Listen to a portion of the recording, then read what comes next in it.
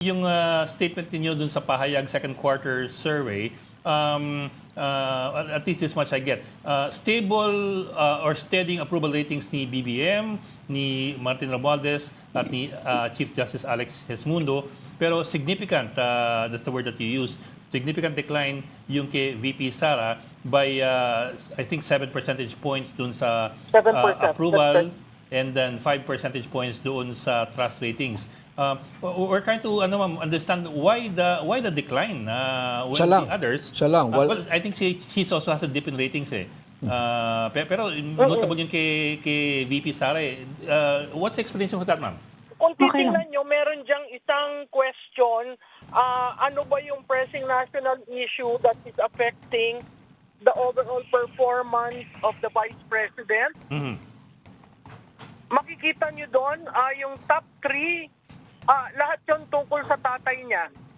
And that's around 56%. So, Okay. ano yung number 1 doon is the inclusion of the VP dun sa accused in crimes against the ICC. 24%. Oo, 24% yun. Yung kay Duterte accusing President Marcos of taking cocaine, 16% yun. Yung congressional investigation on the so-called gentleman's agreement, 16%. Okay, So so makikita mo yung number 4, 5, 6 is all about her work as DepEd. So it has nothing to do with DepEd, everything to do with the political climate. Ms. Tiquia, her father's dragging her down?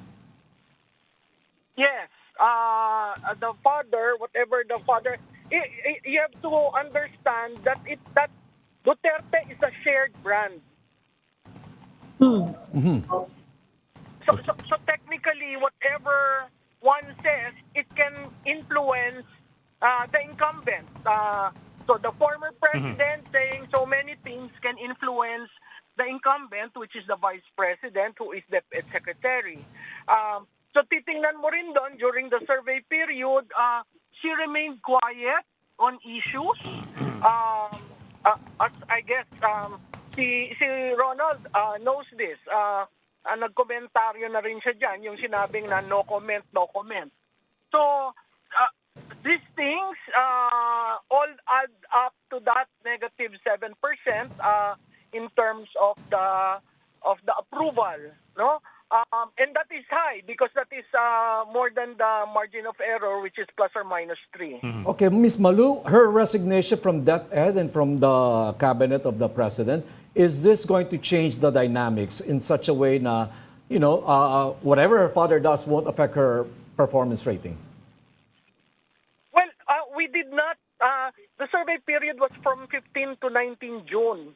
So hindi namin na-capture yung pagre-resign. Pero nagtanong kami, kung magre-resign si VP as DepEd Secretary, yung ba ay pabor kayo o hindi? Lumalabas 56% were saying no.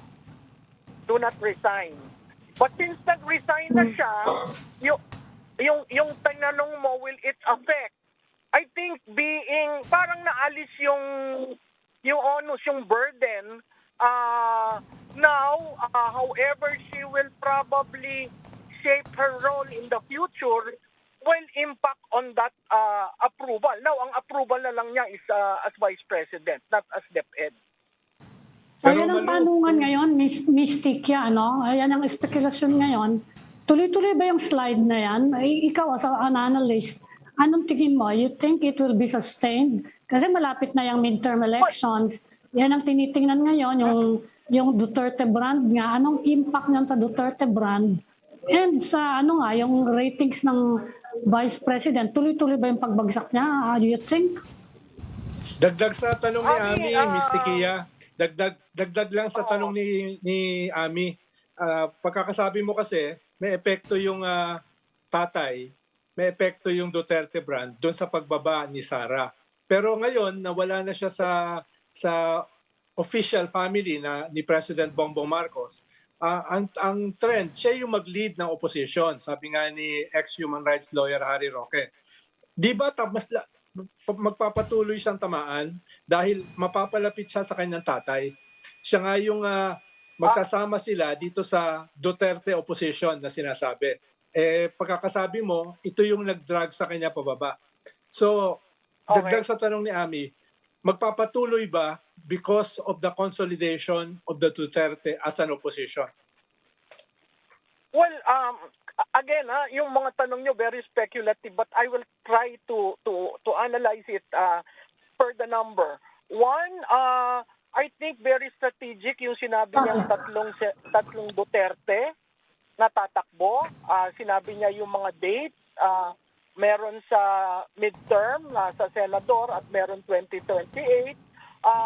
Alam naman yan nung si Ronald, alam niya why this thing is being done now. Second, will it tutuloy ba ang pagdaus-us niya? Sa tingin ko hindi, kasi hindi pa defined siya ba ay magli-lead ng opposition, katulad ng tinanong ni Ronald, no? Siya ba ang magli-lead ng opposition o magiging fiscalizer lang siya? Makikita nyo doon may parte doon sa survey na minimeasure yung pro-admin at anti-admin. Makikita nyo yung pro-admin nawawalan ng traction, pumupunta sa undecided. Yung undecided nasa 50% more. Yung opposition, ganun din yung behavior. From nung una, opposition na opposition sila, ngayon pumupunta na sila sa undecided. Bakit? Dahil hindi klarado kung sino ang oposisyon. So between now and October, which is the filing, sa tingin ko very fluid yung sitwasyon. Depende kung sino talagang tatakbo dun sa mga Duterte. Depende kung sino talaga yung magiging mukha ng oposisyon. At depende kung anong desisyon ni Vice President, kung siya pa ay magiging oposisyon, supporter pa rin ng administrasyon, or fiscalizer. Ma'am, let me ask you this. Ito labas na ito sa survey ng PUBLiCUS. Let me ask you this as a political strategist.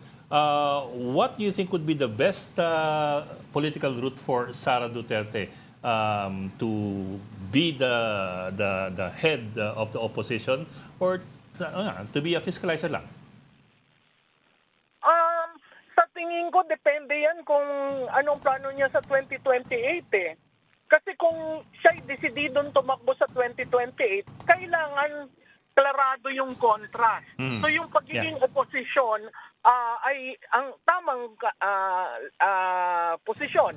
Ngayon, kung hindi siya desidido sa 2028, pero gusto niyang ipalabas ang mga posisyon niya sa mga issues, lalo na itong issues na particular sa atin, no? Yung politics of the stomach, presyo ng bilihin, inflation, ng utilities. Oo. Kung gusto niyang pumalaot dyan, sa tingin ko magandang direction yun. So, depende talaga kung anong plano niya sa 2028. Kasi sa 2025, mukhang hindi rin siya mag-endorse ng slate eh. Mukhang mamimili siya at ang balita ko halos sa local ang gagawin niyang endorsement. Pero Ms. Tiquia, sinabi na niya na her brother, si Sebastian, will be running in 2028, although she clarified the next day nga na hindi pa daw final yung desisyon na yun ng pamilya. Anong impact kaya nun sa ratings ni Vice President? Na yung kapatid pala niyan tatakbo, hindi siya. Oo, alam mo, Ami, sa tingin ko nagta-trial balloon. Lahat ng mga politiko ngayon nagta-trial balloon. Kung sasama pa sila dun sa napakalaking partido ng incumbent o mananatili sila sa oposisyon. So ako, ang tingin ko doon, trial balloon. Wala naman nating prevents the youngest Duterte from running and seeking the presidency. But you guys know that there's much at stake being mayor and being president of the country. Malou Tiquia, maraming salamat. Thank you for your time, Malou. Thank you. Thank you, ma'am. Thank you, Ms. Tiquia. That was Malou Tiquia, CEO of Founder. PUBLiCUS Asia.